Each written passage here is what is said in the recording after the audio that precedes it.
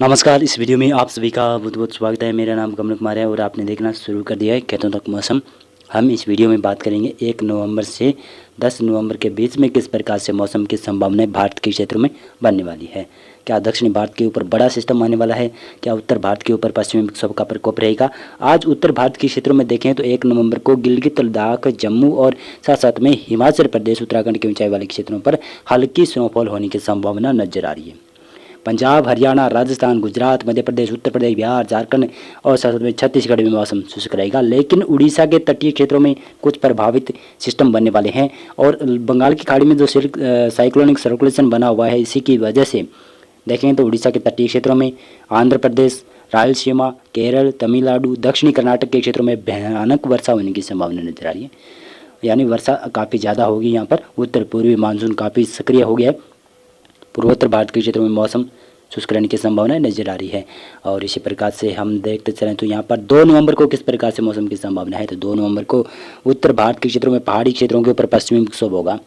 इसके असर से पंजाब के ऊपर भी कुछ बादल बनने की संभावना है। उत्तर पश्चिमी राजस्थान के क्षेत्रों में कुछ बादल बन सकते हैं, लेकिन पंजाब के ऊपर हल्की फुल्की वर्षा हो सकती है। हरियाणा के क्षेत्रों के ऊपर भी बादल छाने की संभावना है। पंजाब, हरियाणा, दिल्ली, पश्चिमी उत्तर प्रदेश, राजस्थान के उत्तरी मध्य पूर्वी क्षेत्रों के आसपास आपको प्रदूषण काफ़ी अधिक दिखाई दे सकता है, क्योंकि यहाँ पर हवाएं अब कमज़ोर पड़ गई है और पश्चिमी विक्षोभ की वजह से हवाएं कमज़ोर पड़ गई। जब ये पश्चिमी विक्षोभ आगे निकल जाएगा तो उत्तर पश्चिमी हवाएं फिर से चलेगी, फिर से प्रदूषण से राहत मिलेगी।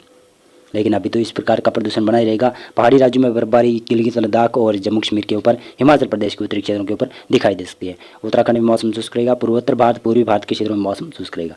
लेकिन देखें तो यहाँ पर उड़ीसा और साथ साथ में यहाँ पर छत्तीसगढ़ के पूर्वी क्षेत्रों के आसपास के क्षेत्रों में बरसात की संभावना है, क्योंकि सर्कुलेशन काफ़ी मजबूत बनेगा। बंगाल की खाड़ी में शायद ये लो प्रेशर एरिया बन जाएगा और बेलमार्क लो प्रेशर एरिया भी बन सकता है।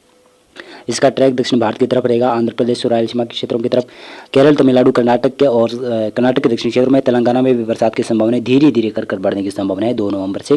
गुजरात में मौसम शुष्क रहेगा, महाराष्ट्र में मौसम शुष्क रहेगा।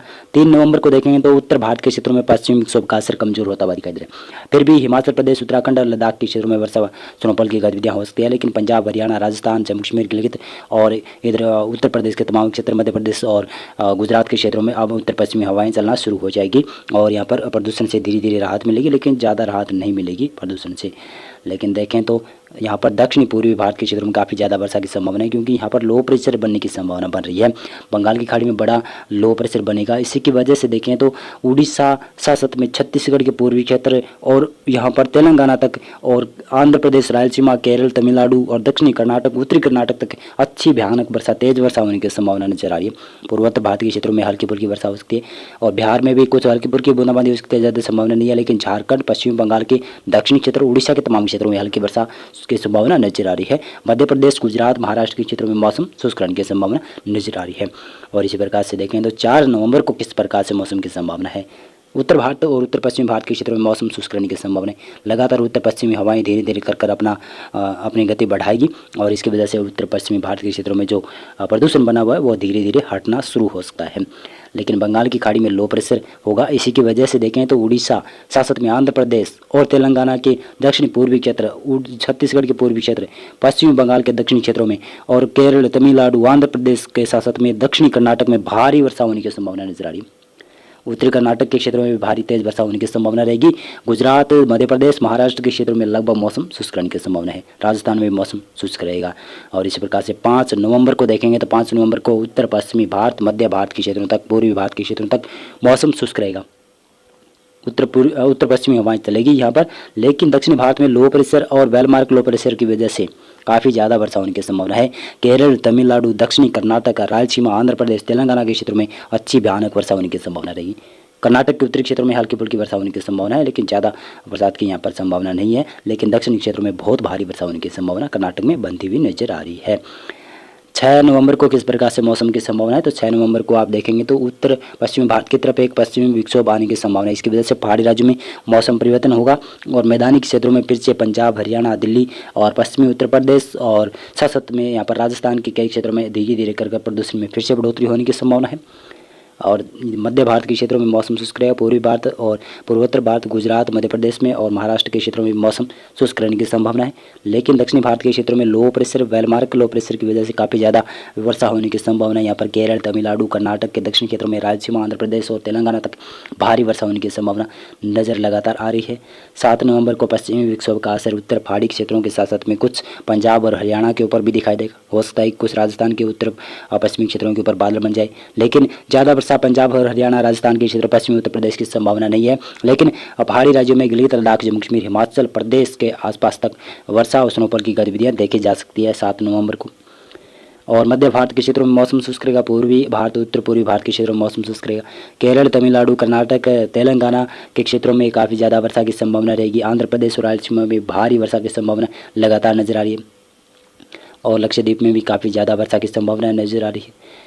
8 नवंबर को देखें तो 8 नवंबर को उत्तर भारत के पहाड़ी क्षेत्रों में मौसम शुष्क नहीं होगा। यहाँ पर पश्चिमी विक्षोभ का असर बना रहेगा। गिलगित और के साथ साथ में लद्दाख, हिमाचल प्रदेश और उत्तराखंड के क्षेत्रों में यहाँ पर स्नोफॉल की गतिविधियाँ देखी जाएगी।